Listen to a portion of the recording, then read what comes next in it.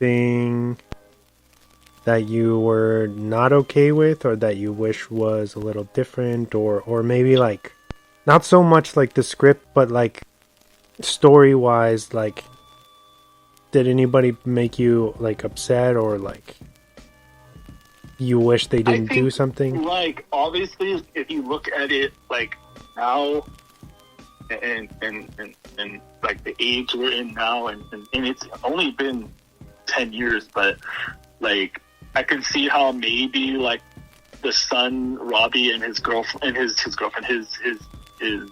Crush, babysitter, his crush. I can see where people might kind of cringe at that, being that in the movie I think he's like 13 and she's 17. So I mean, other than that, I don't have anything like that I didn't like about it. Yeah. What about you? Yeah, I probably would say the same thing. Since we were talking about licorice pizza a couple days ago, which is ironically kind of like the same thing.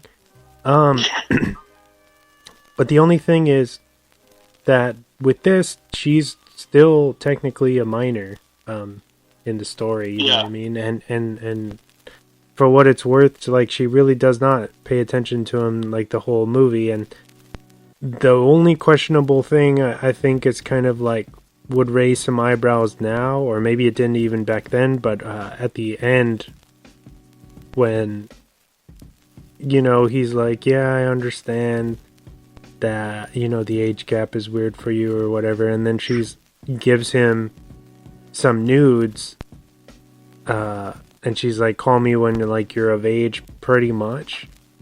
Like, that right there is kind of like, oh, that's questionable. And that's why I feel like it veers into like that John Hughes like territory, where they would do like Weird Science, and all those movies would do really fucked up things, and it was just accepted. You know what I mean? Yeah. Where it was just like, oh, that's just like whatever, it's just a movie or whatever, and that's not the age we live in now. So that, just them writing that in there I felt like it was probably innocent, but it's just, I don't know, it can be taken a variety of ways, you know what I mean? It's also a movie. yeah.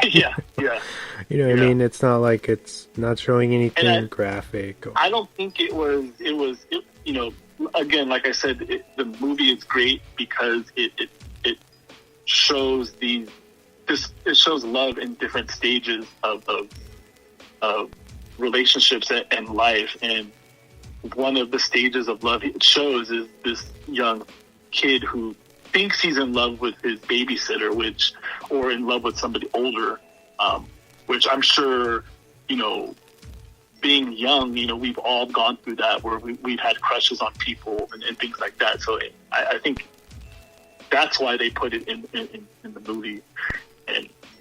But yeah, like I said, I can see where people might have its problem with it.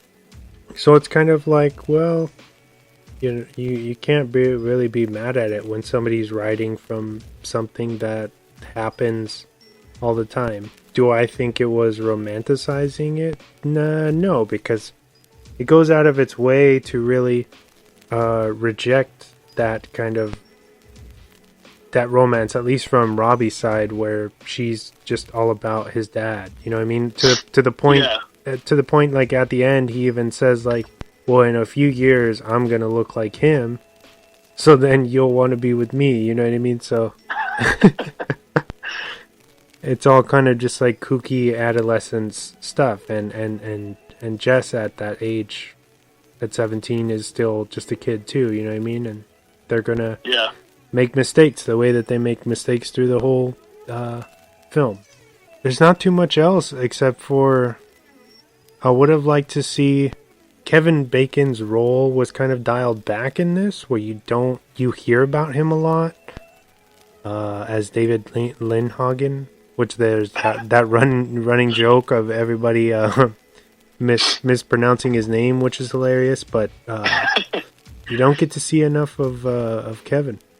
Yeah, I don't know if that was done on purpose, because like he's the other man in the movie. But I can agree with you there. It would have been a little little nice to see a little bit more Kevin Bacon in it. And more Marissa Tomei, because she's fucking awesome. Yeah, she's fucking. The parent teacher conference is fucking gold. You know, talking a little bit about the story. So Cal, we start off the movie, right, and he's like this normal dude. He's got everything going for him.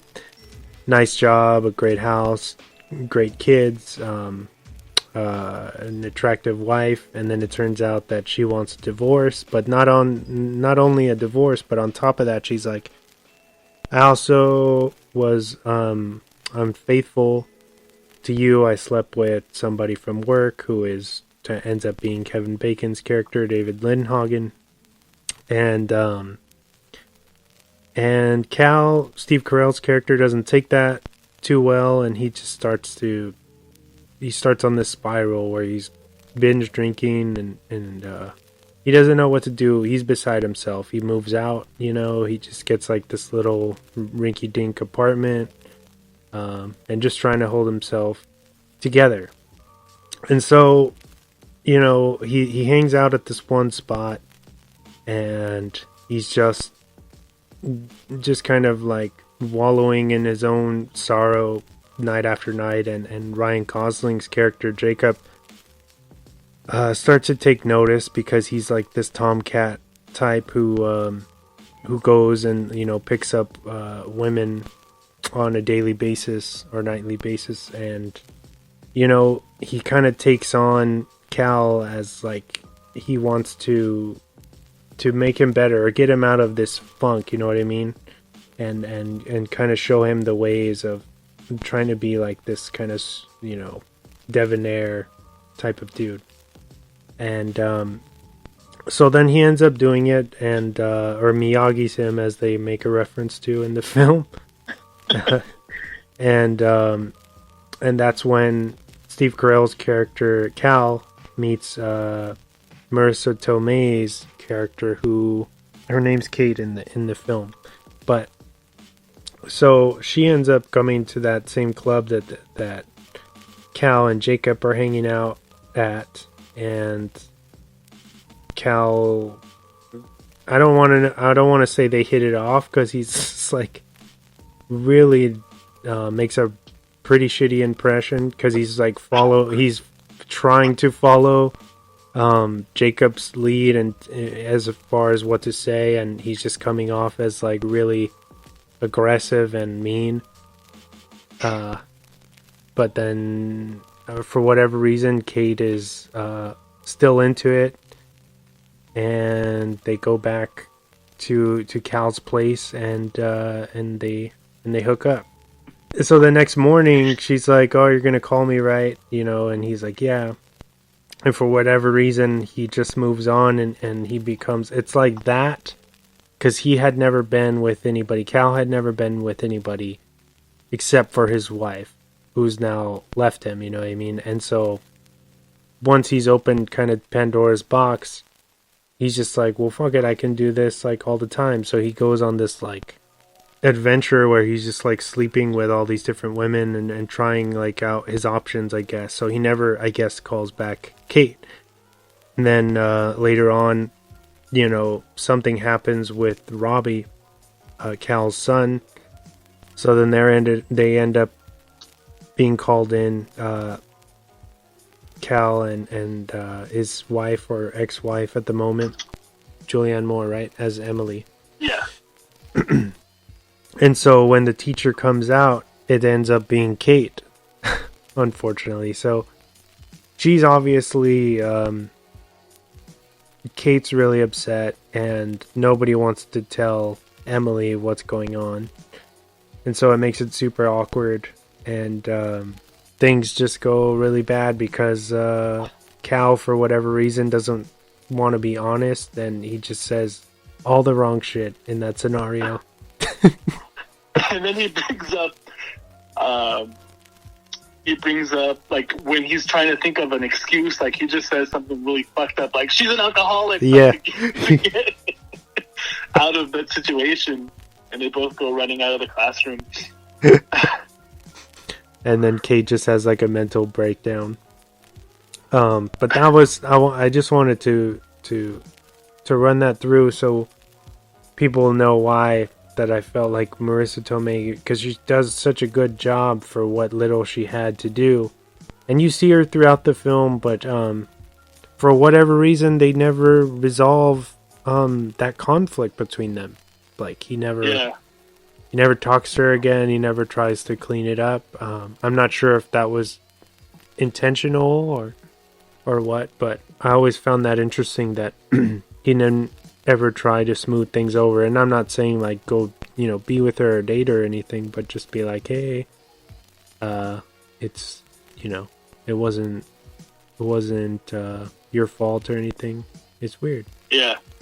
Going back to like before he meets Gosling's character, I love that fucking scene of him and his like the couple that they're really good friends with. He shows up to like the bar with Steve Carell, and he's like, "Hey man, like, I really am sorry, and like everything sucks." And like he takes like a big swig of his wine. And he's like, "But she's making me choose." And he's talking about his wife, like between Steve Carell's character and Julianne Moore's character, and like he gives him like a Macy's bag with like some cologne in it, and he's like, "I had to choose her over you. She made me, and I didn't want to do it." And it's just crazy because like I've been in that situation too, where like I thought I was cool with people, and like I like the person I was dating, like we split up and everything, and like they chose her over me. So like I kind of know how that situation is. It was fucking hilarious how he gave him like a thing of cologne. I think Steve Carell says something along the lines of like, "Are you breaking up with me?" Yeah, and then his friend doesn't want to like really tell him, so he just kind of runs away.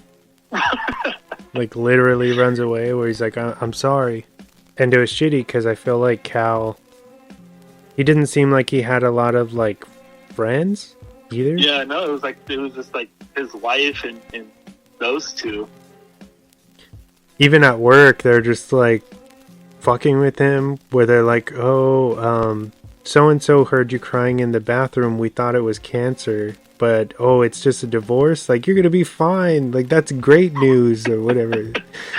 Carell's like, "Yeah, it's just my marriage, that's all." And the guy goes out of the office and he's like, "Everybody, it's just a divorce." Yeah, it could have been cancer, buddy. And he's like screaming in the office. It's crazy. Another thing that I found fascinating is that through the whole thing, they don't really villainize Julianne Moore's character Emily for what she's done, because through most of the film, I feel like she feels really shitty and like she fucked up, you know what I mean? And she's just trying to ground herself and find out what the next correct step is, where she's like avoiding Kevin Bacon's character, who she was unfaithful with, telling him just like, "You don't want this, like it's whatever," you know what I mean? And they have very little screen time throughout the film, where I feel like she's just really sad and like she feels like she's made a horrible mistake. You know what I mean?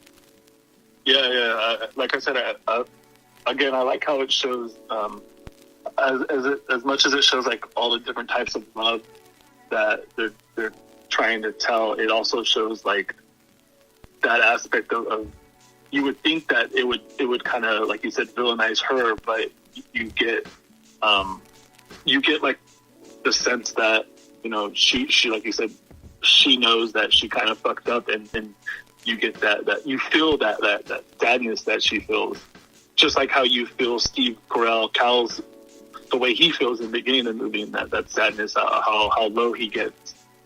And they do they have a great scene that really captures the fact that they're really not over each other.